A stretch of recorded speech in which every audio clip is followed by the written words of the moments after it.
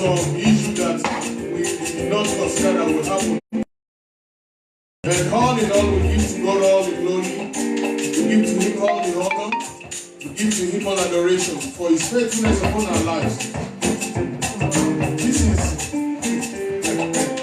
AlujoHymn Fusion. Now you will send in your request. The hymns you want us to play for you. And I tell you, your life will never remain the same again in the mighty name of the Lord Jesus Christ. My name is Segun Oluwayomi. With me this evening, I have the touch of keyboard, Asola, my son on talking drum, Engineer Gabriel on mixer, Adura on camera.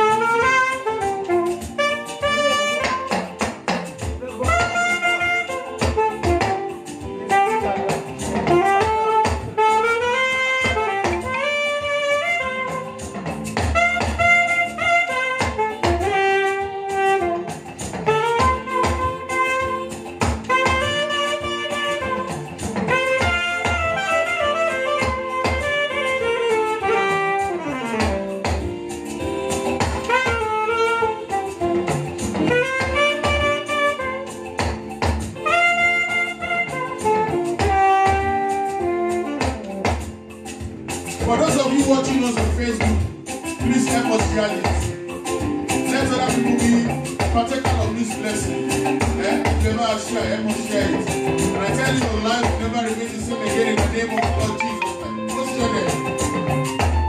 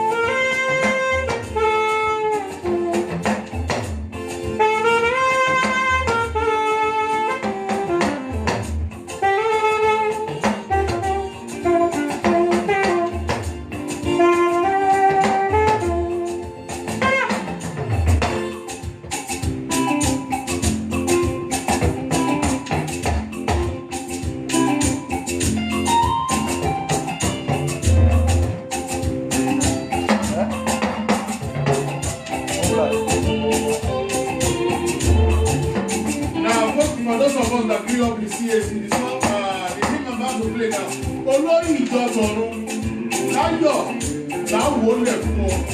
We're talking about the one that sits on the throne, the King of Kings, will bow down for you because you are the Lord that cannot be insulted.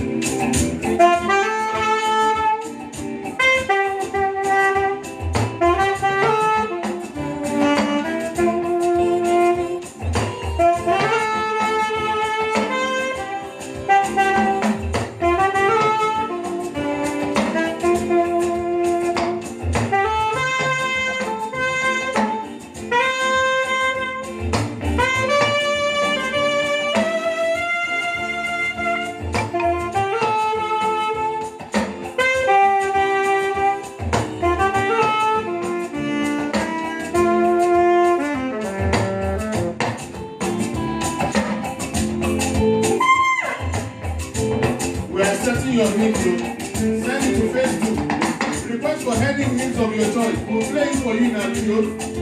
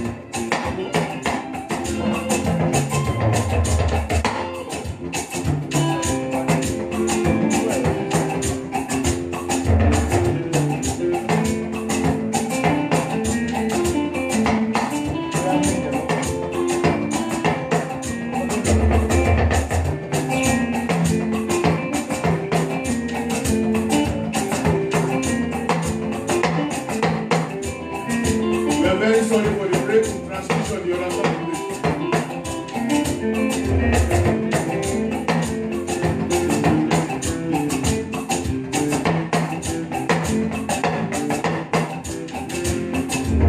We are very sorry for the break in transmission on Instagram. We are back now. Marvelous. If I may send their own hymn, now let me just give you this. I need percussion alone on this.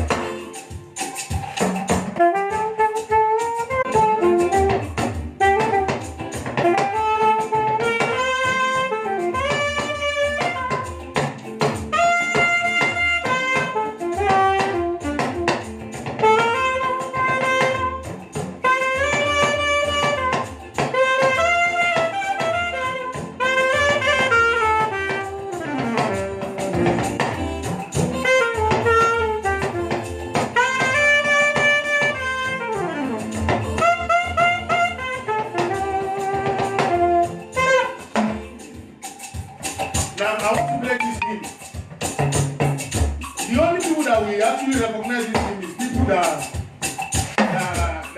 worship in CAC. We have the hymn in Oniru. Okay. Do we have anybody on Facebook? Okay. What a friend we have in Jesus.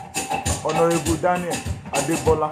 Honorable Daniel Adebola from Facebook is requesting for what a friend we have in Jesus.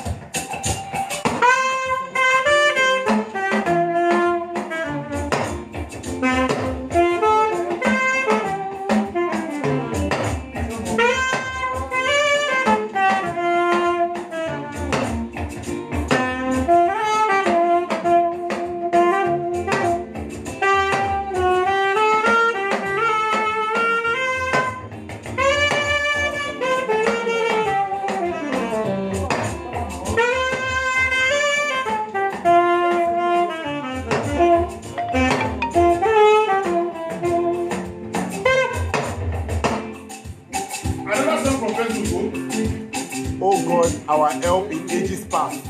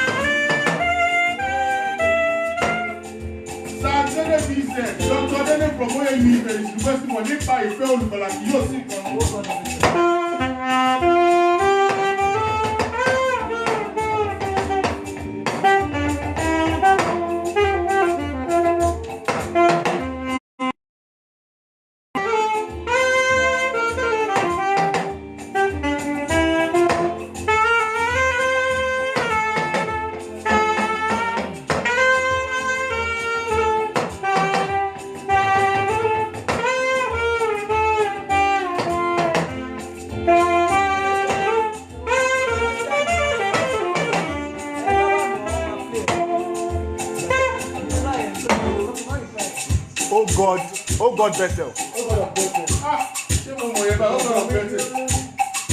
Okay, somebody is better for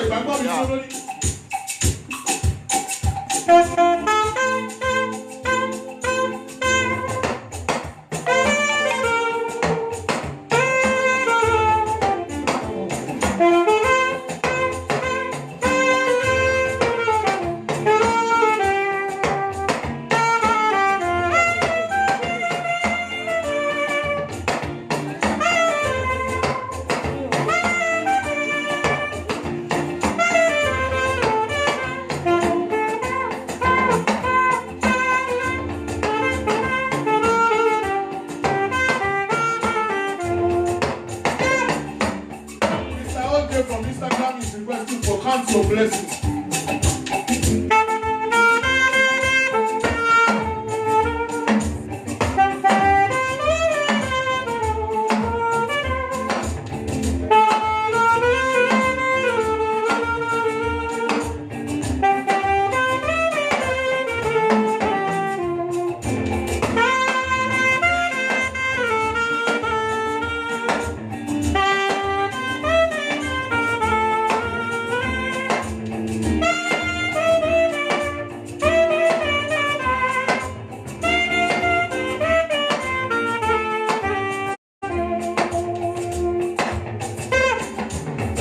Celestine.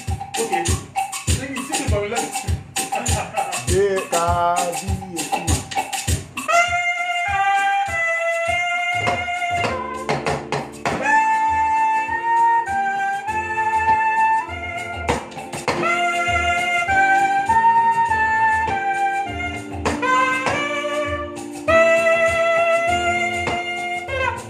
now, there's a letter friend requested for this. Now, we're replaying it again.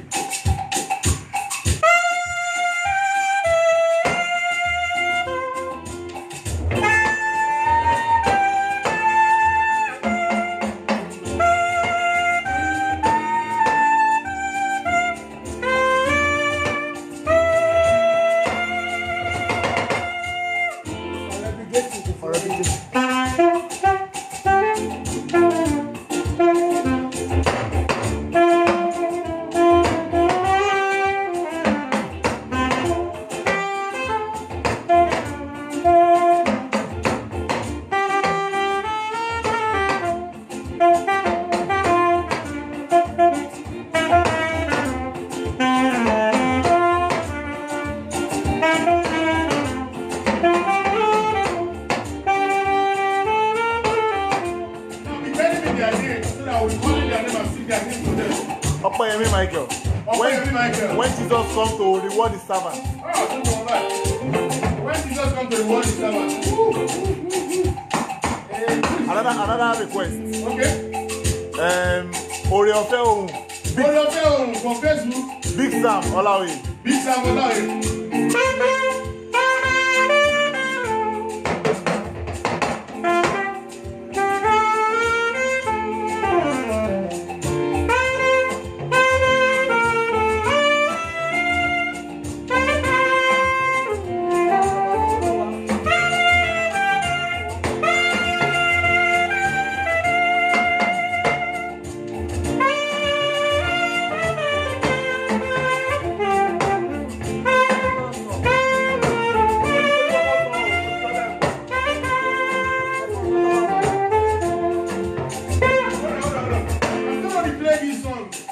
I'm dedicating this song for my mother-in-law, Reverend Mrs. Moronke Odofin. She likes this song so much. This particular is so your first home.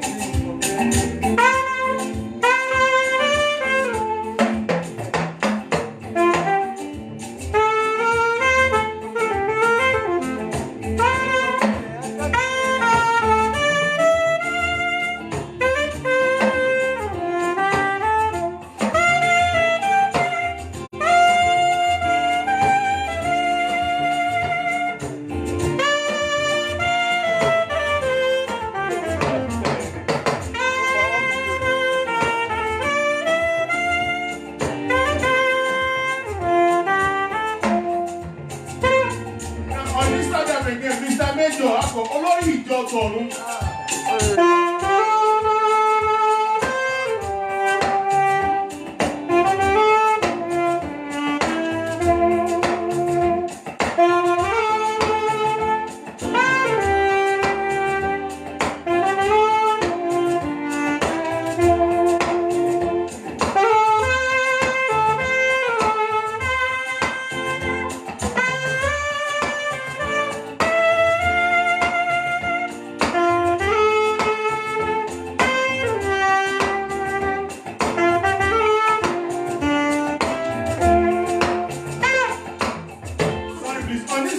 Mr. Olaja request for ìwọ tó fẹ́ wà náà ó máa sì títí.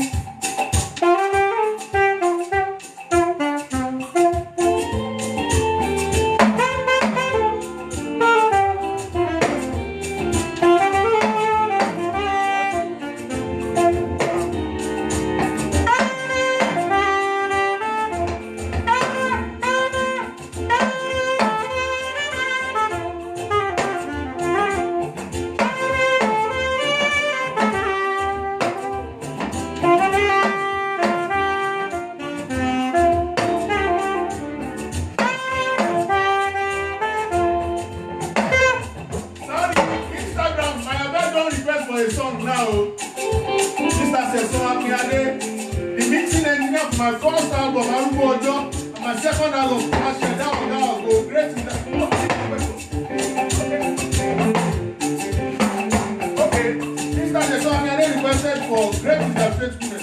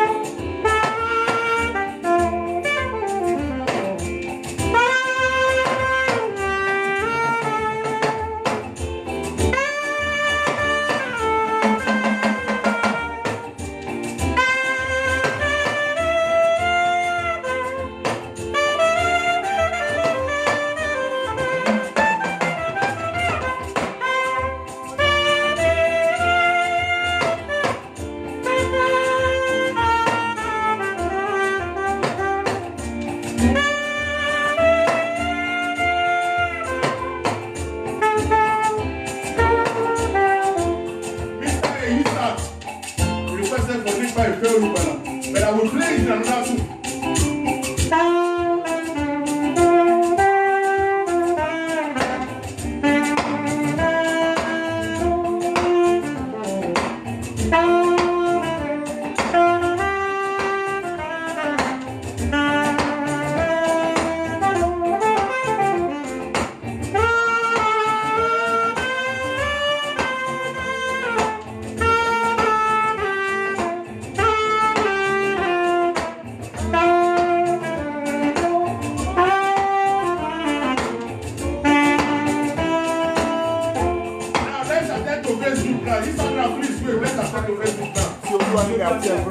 Ọ̀páyẹmí Michael.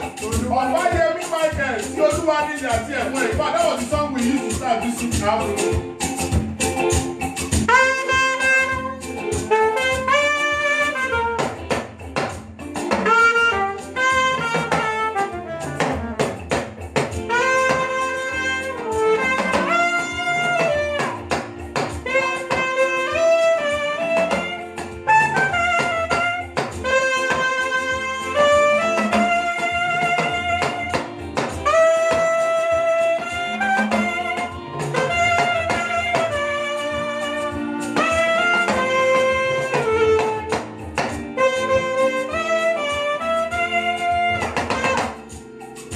Máa jọba Olúwa, Bọ́láńlé Babárìndé.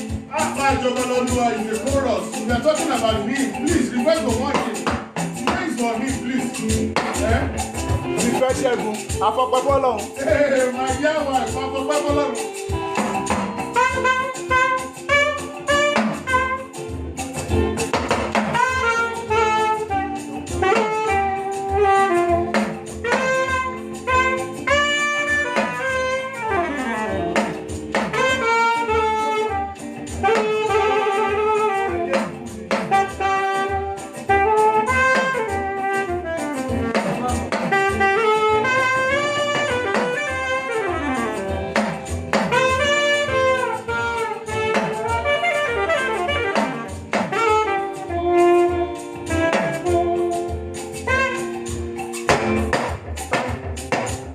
Standing on the solid rock, our king, Olajide Oluwaseyigomi. Okay.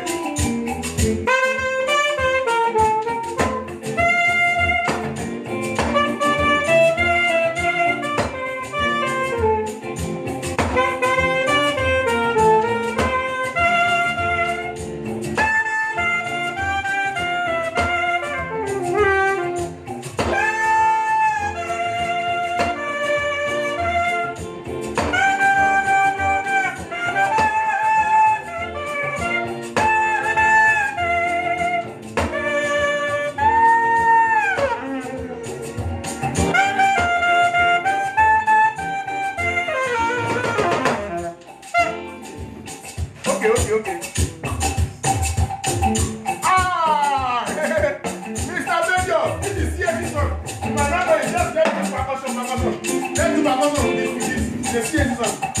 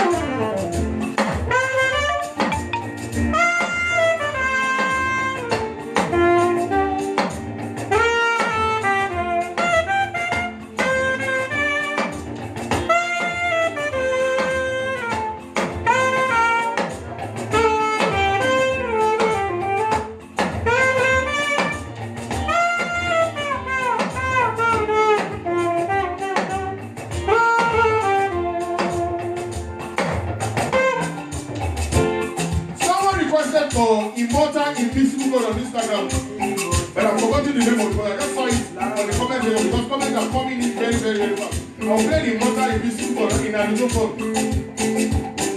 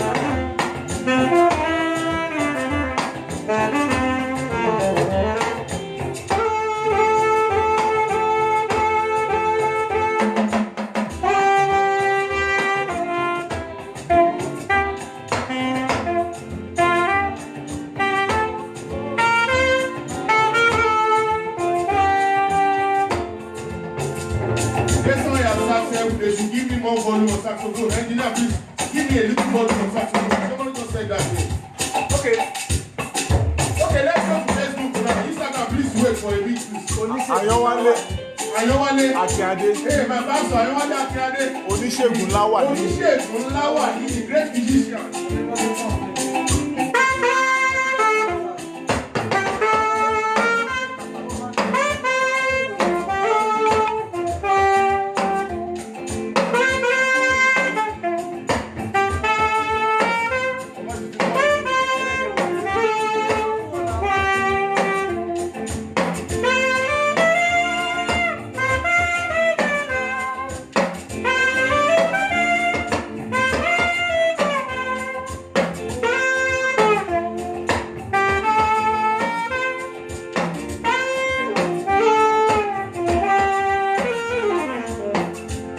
There's a particular hymn, I don't know it.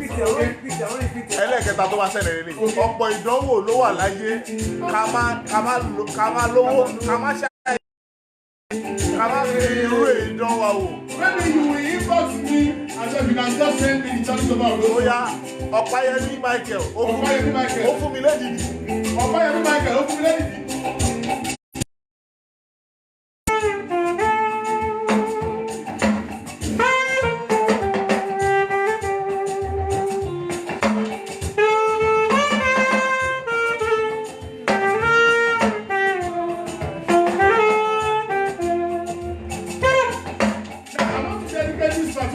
To the God of Orimolade, Baba Moses Orimolade, ìpìlẹ̀ tí Jésù fi lélẹ̀ dé. Those are the songs we grew up to be playing in the vocals in Brigade Ìlọrin.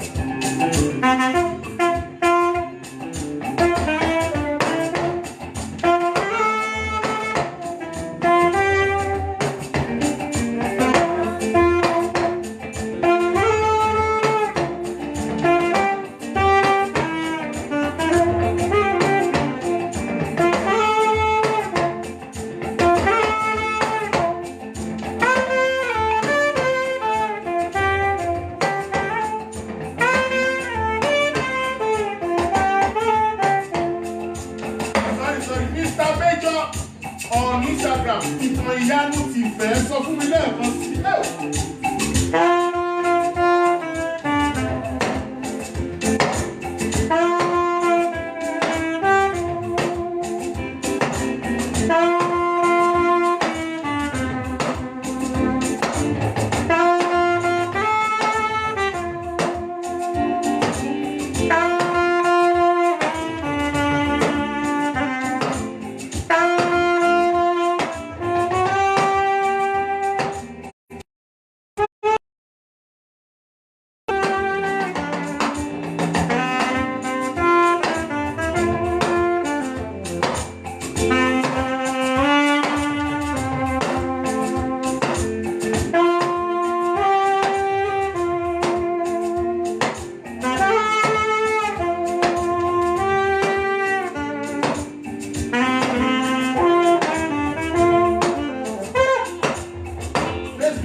Facebook. Your wife, Olori Ijoton. Olori Ijoton. When we play it, but I will play it for you now. Just because it's from him, Oluwa to play my dear man.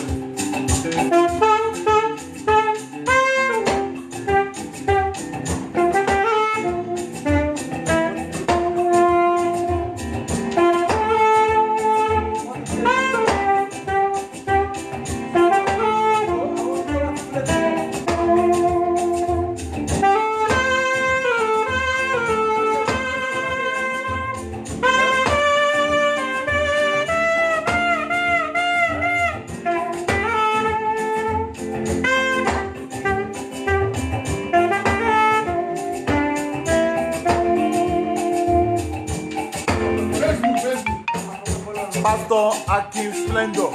Pastor Yewale Akiade is requesting for Pastor Akin Splendor. Okay.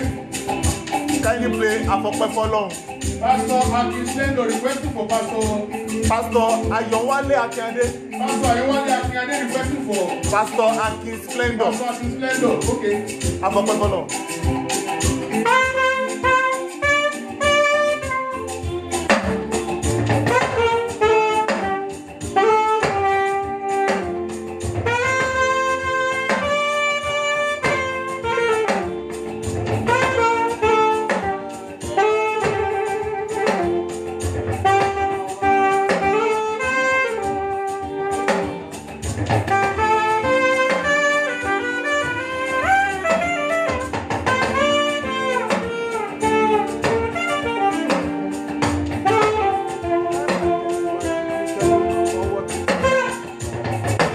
Adeyinka Adebumi.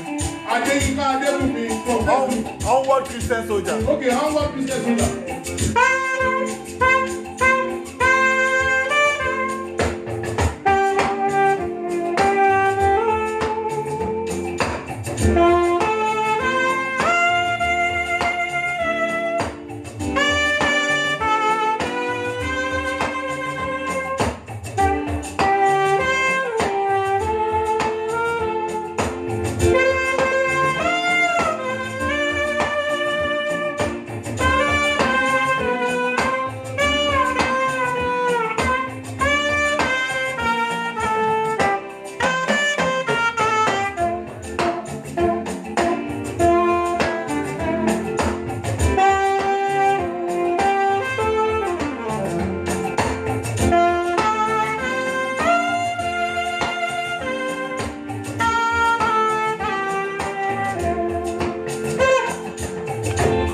Ọlájídé Olúwaṣeyìfúnmi. Ọlájídé Olúwaṣeyìfúnmi. Mo ti láyọ̀ nínú Jésù. He's a chorus. Please request for him. The day is for him. Ọlájídé Olúwaṣeyìfúnmi. Okay, beloved Adenike. Beloved Adenike. Ẹ má ṣe bẹ̀rù ẹ̀kún fún ayọ̀.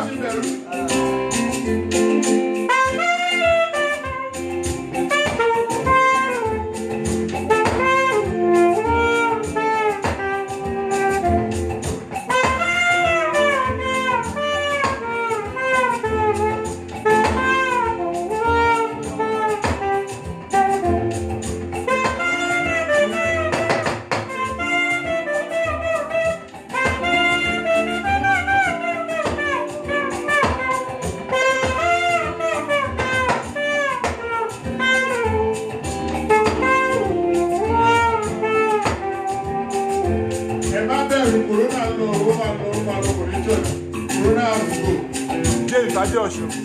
James Adeosun bàbá.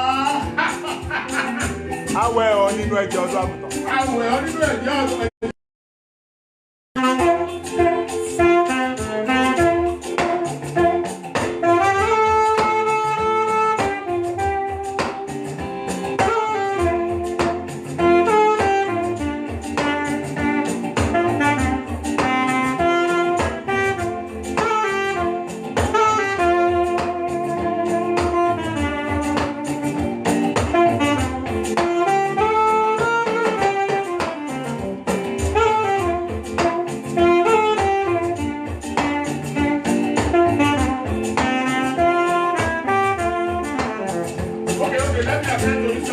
Instagram. Okay. Mr. Major, ọkàn mi yan ọba ọ̀run.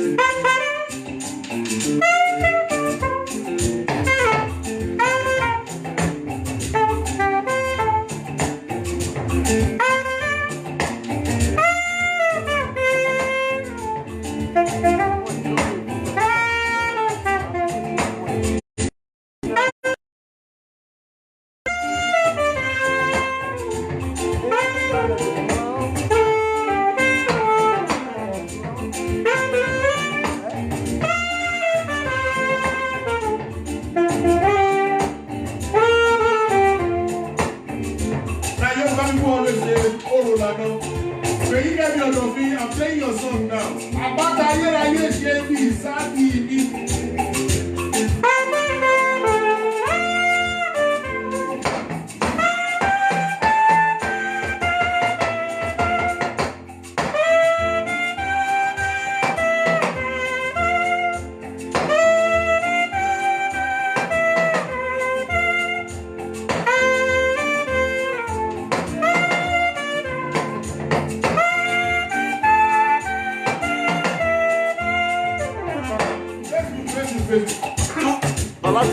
Olatunji Shobodu.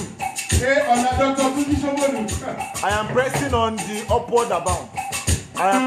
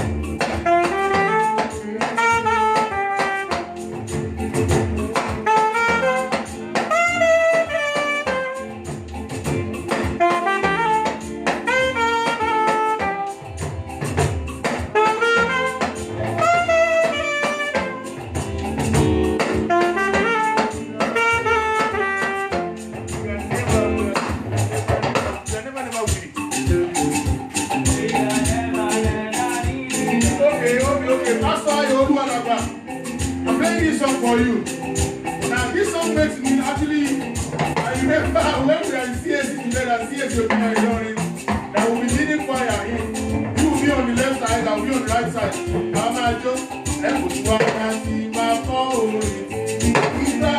Hallelujah.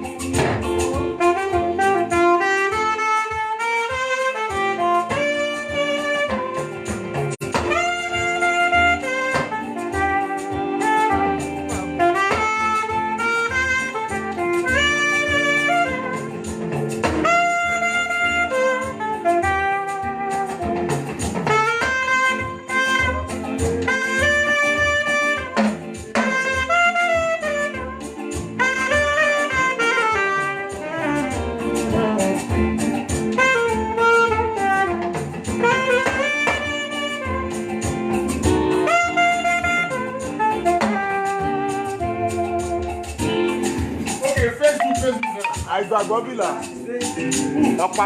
Ọ̀páyẹmí Michael. Ọ̀páyẹmí Michael àìgbàgbọ́ bìlà tèmi lólúwa.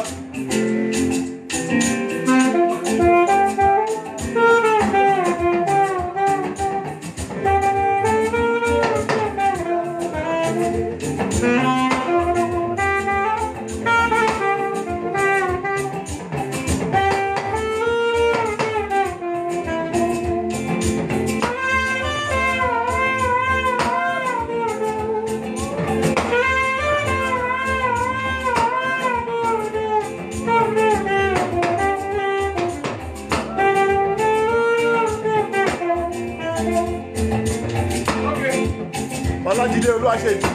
Ọlájídé Olúwaṣeyìí from Facebook. Ìjọ mímọ́ olómi.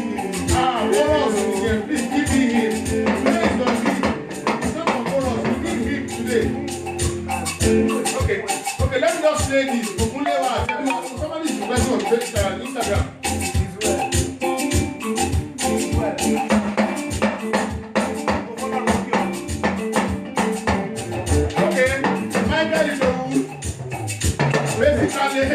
My best bassist in the world. I will play the song for you now. Dedicate this particular song to your wife. Mary and the twins. God will keep them up for this generation in Jesus' name.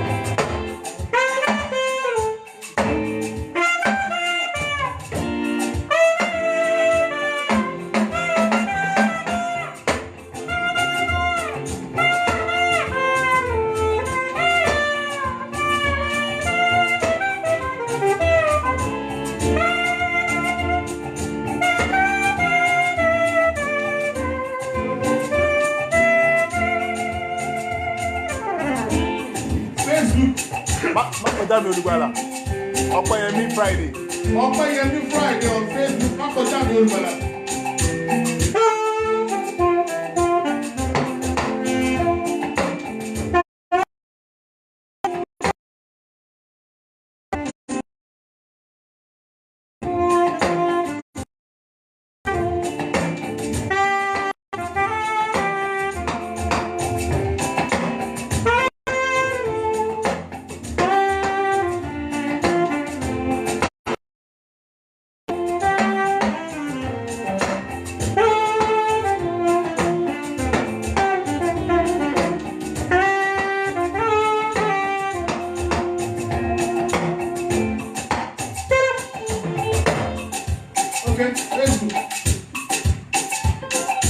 Ìṣó kan wà tó kún fún ẹ̀jẹ̀ James Adéọ̀ṣun.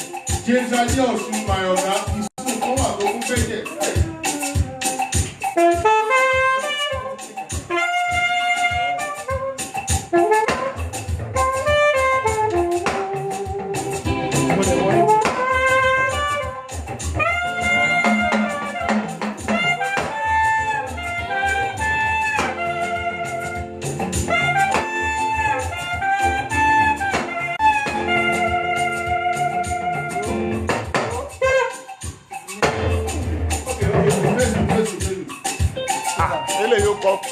Ọba ògo àlàáfíà. Okay, I know it. Percussion, please. Tèmítọ́pẹ́ Ṣódíyà. Tèmítọ́pẹ́ Ṣódíyà, ọba ògo àlàáfíà.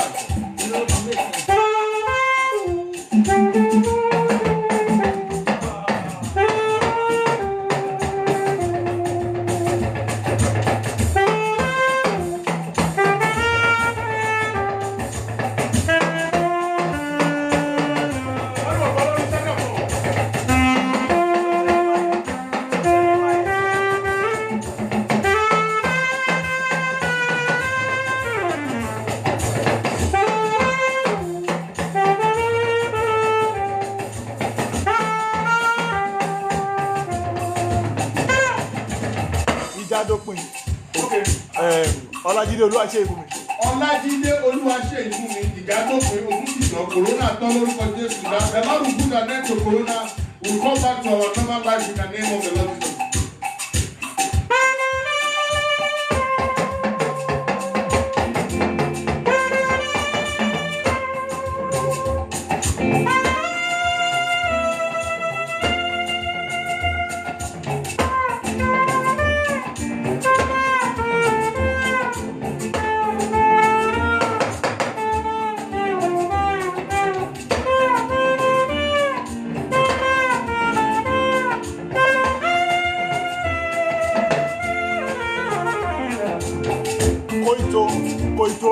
Ojo, that's the name. Ẹ jẹ́ ká fi inú dídùn. Ẹ jẹ́ ká fi inú dídùn sí Mr. Ojo from Facebook. Koito. Ojo. Koito. Koito from Facebook. Ẹ jẹ́ ká fi inú dídùn.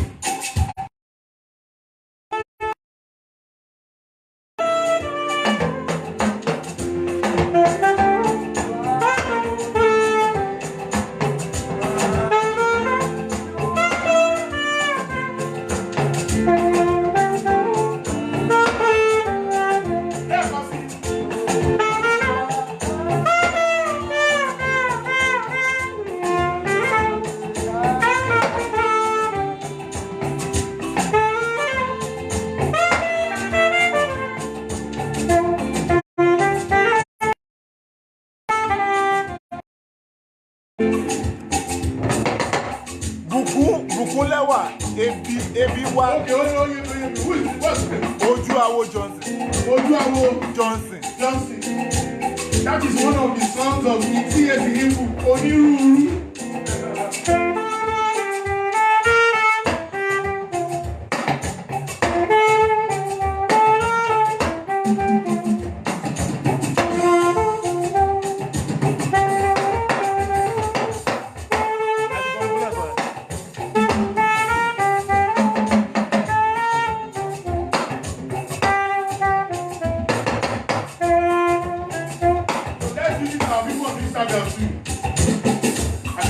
songwriting, and Babi Oluwa, hallelujah. Okay.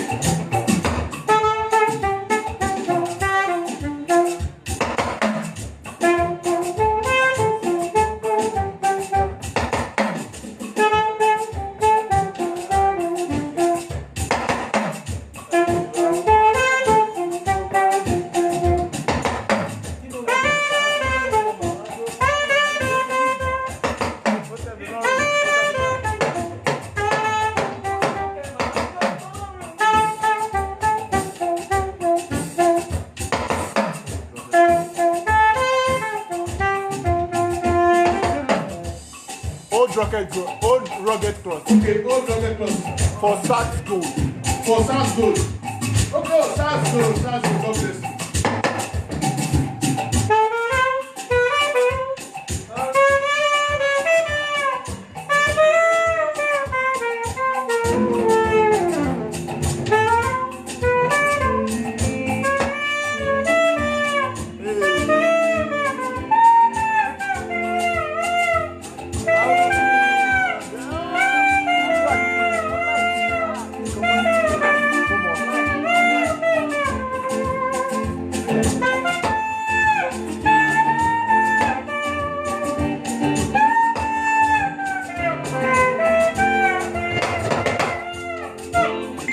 Olaja, àdúrà dídùn. Àdúrà dídùn. Àdúrà dídùn. Àdúrà dídùn ló gbé mi lọ kúrò láyé lọ́wọ́.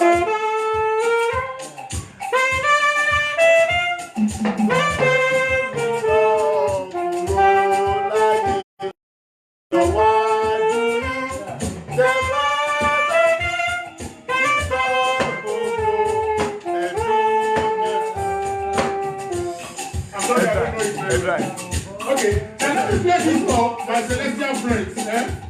And please, I want to dedicate this song to all the celestial friends. Olajide Oluwayomi. Olajide Oluwayomi. Requesting for celestial hymns. Okay, I will play one now.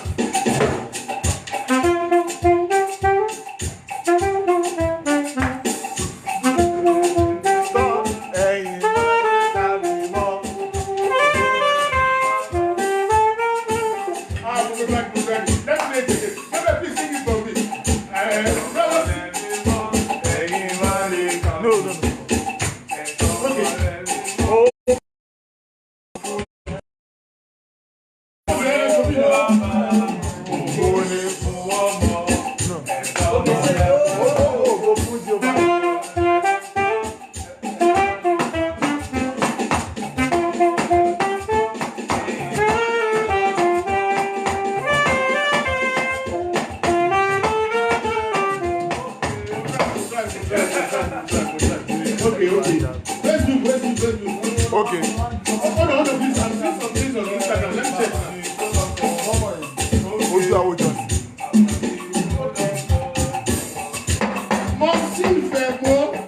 Momsi Femo on Instagram. Ojo ìbùkún yóò sì lọ.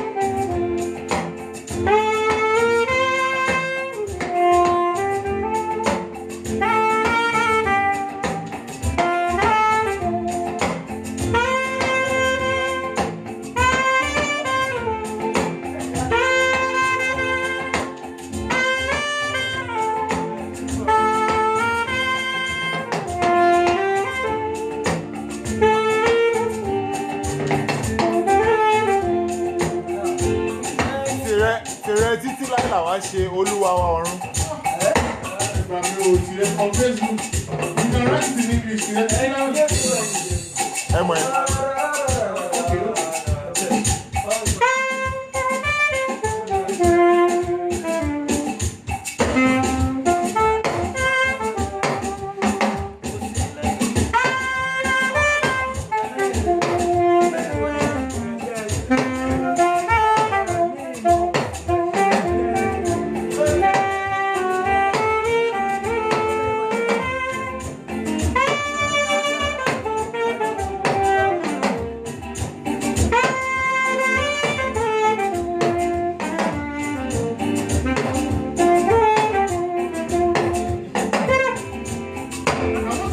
For all the CNNs and celestials all over the world.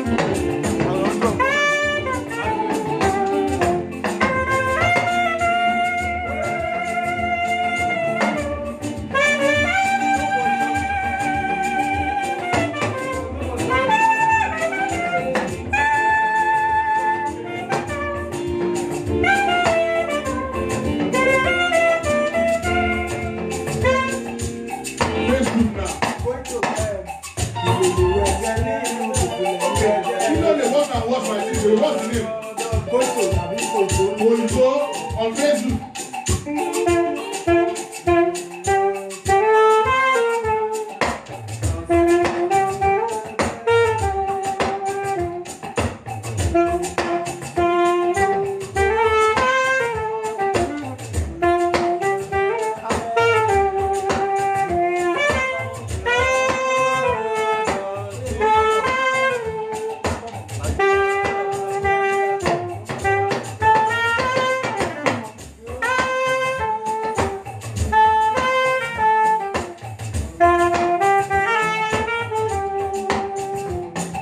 Oluwayomi Instagram. Oníṣègùn ńlá wà ní yes. The great physician is here now. Anybody believing God for healing in any part of your body now, just place your hand on it. God has given the grace in that area. Oníṣègùn ńlá.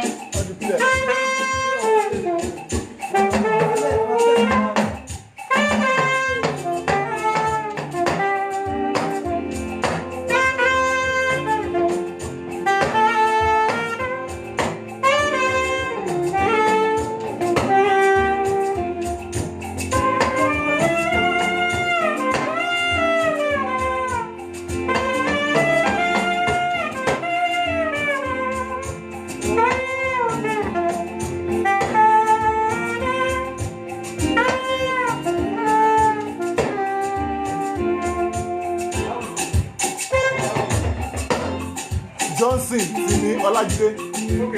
Johnson ti ní Ọlájídé. Mo tẹ̀síwájú lọ́nà. Johnson ti ní Ọlájídé on Facebook.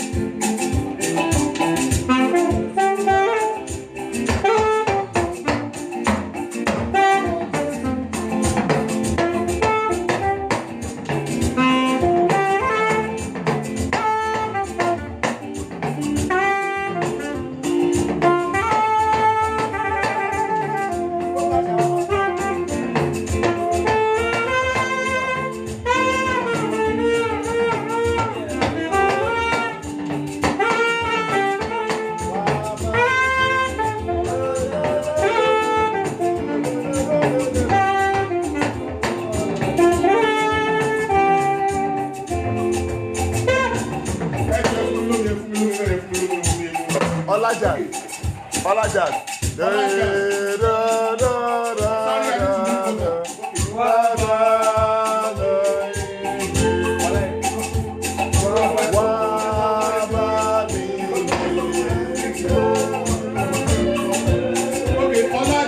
On Facebook.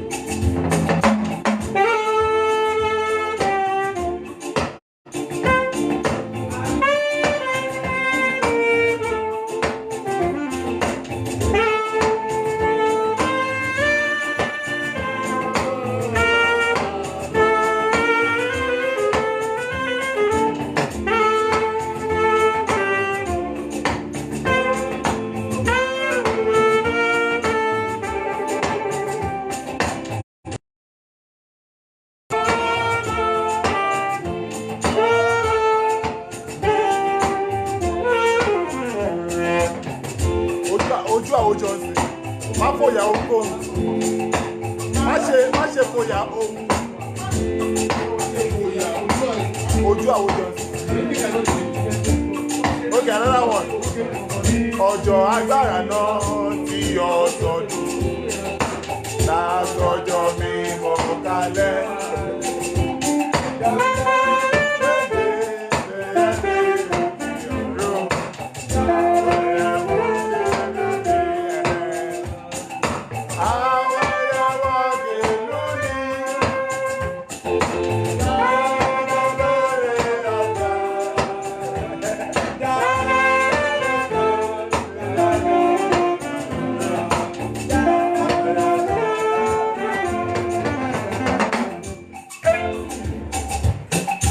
Okay, Black Wisdom. Blacky Wisdom on Instagram. Holy. Yes.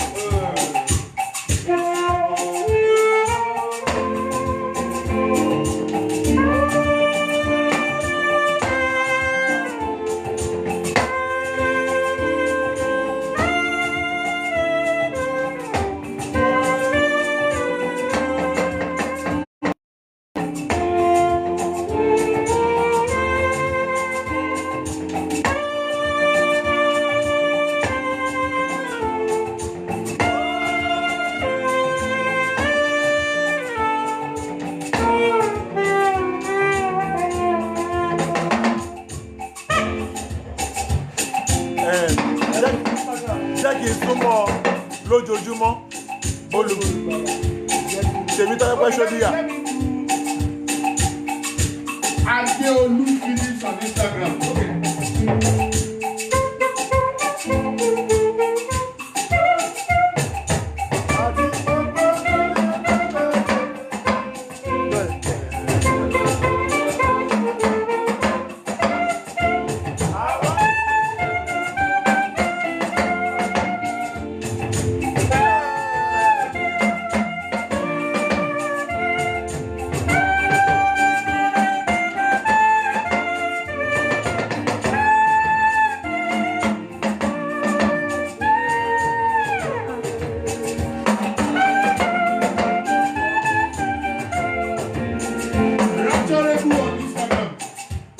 On Instagram.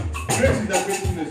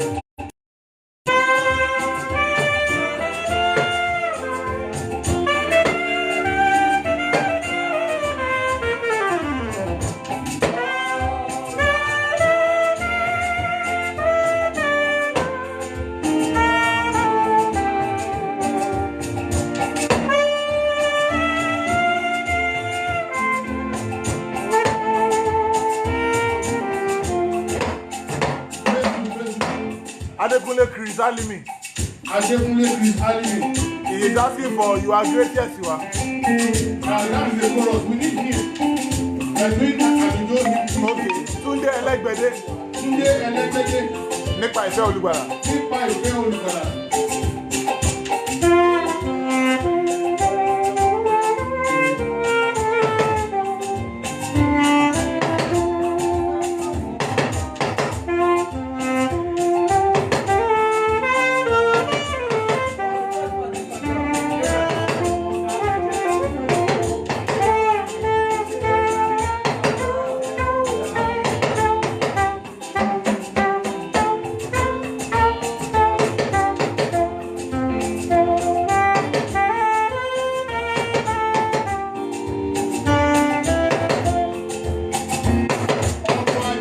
On Instagram, can you please play It Is Well With My Soul?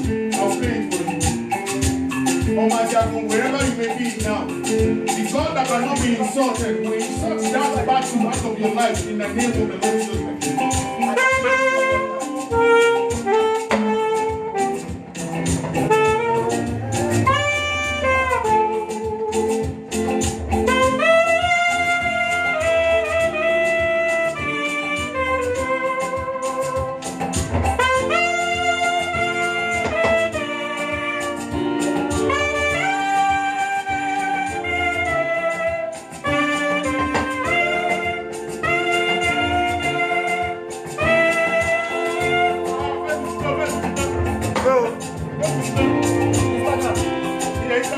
Alafia, your wife said.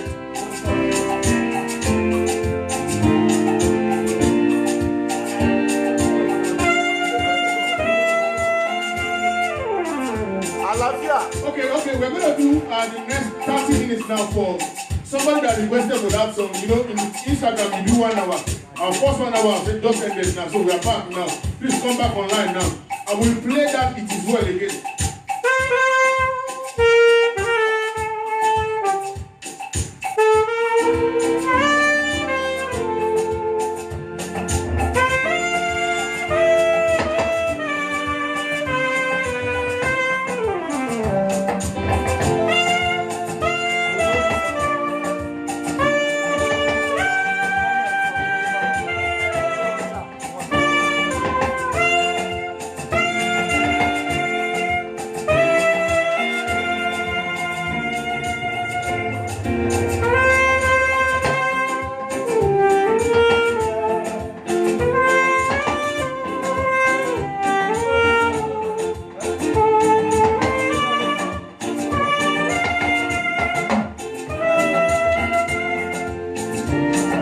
Hallelujah. Hallelujah.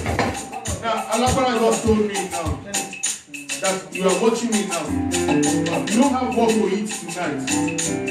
You don't have anything anywhere. But you are looking upon the one that sits on the throne.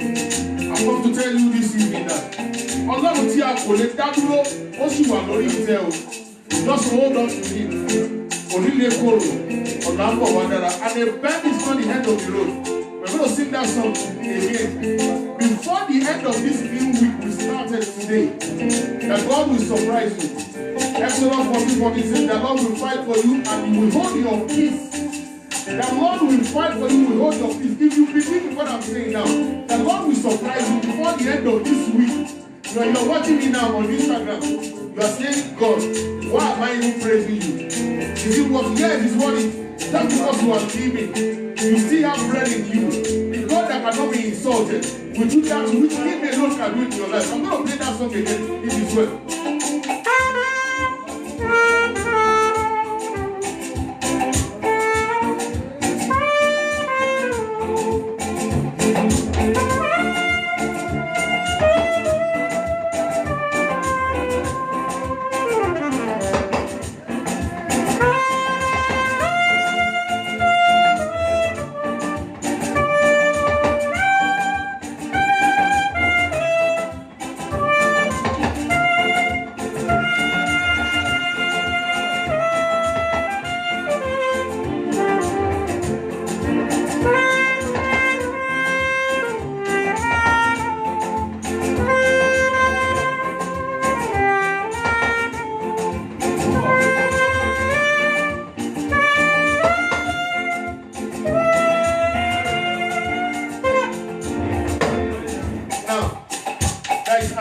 instruction I was given to tell you now to do today. Between the hour of 12 a.m. and 1 a.m. tomorrow morning, that hour, 12 a.m. and 1 a.m., just select 7 hymns of praise and worship your maker. Forget about what you are going through. I have a good news for you. Before Friday, except God is sleeping, and people don't run soon, and our God does not sleep. Except he is sleeping, and I believe personally that God cannot sleep. Select 7 hymns and worship God between the hour of 12 a.m. to 1 a.m. and see what God will do. The God that cannot be insulted will insult that battle, that poverty, that sickness out of your body in the name of the Lord Jesus Christ.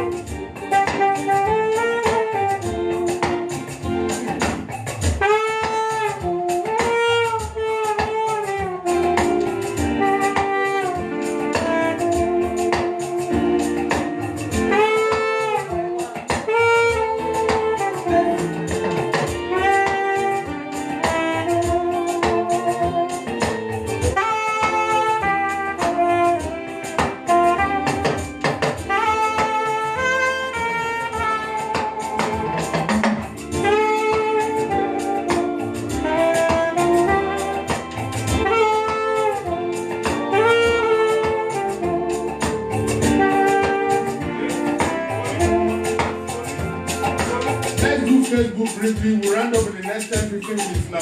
Next week is another time. J Maslow. J Maslow. J Maslow. J Maslow. See how Oluwayomi.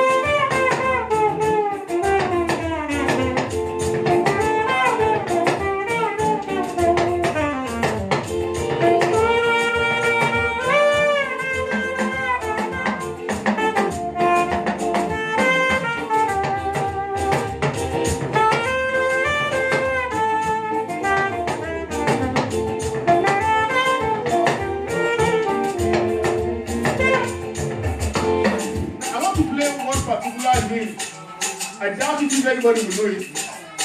It's one of the only you see as in here. Only and you know so follow on.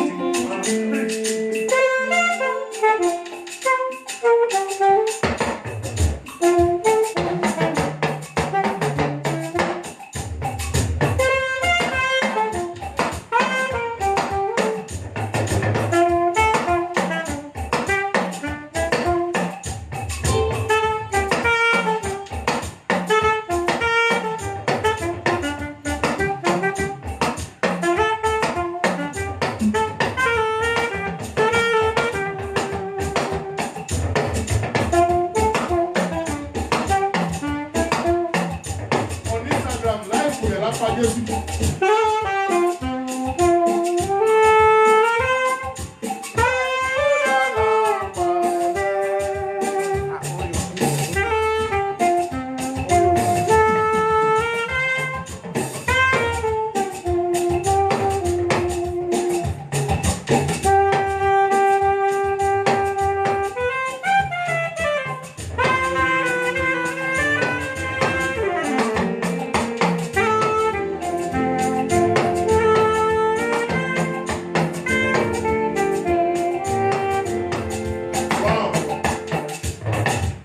Thank you so much for today.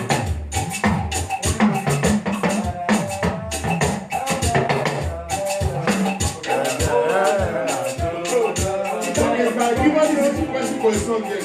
Now I want to tell you that we'll be doing this every Sunday now. AlujoHymn Fusion being. Right? For every one of you, believing God for healing in any part of your body, believing God for breakthrough, just join us every 3 p.m. every Sunday. And I tell you, your life will never remain the same again. Have faith in God. That's the song I'm going to play now.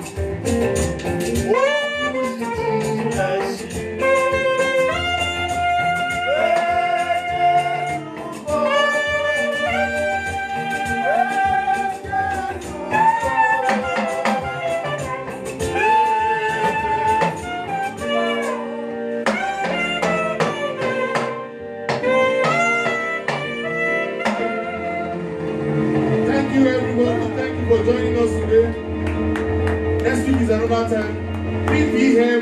to 4 p.m. next week, we'll be here live to give you undiluted hymns in AlujoHymn form.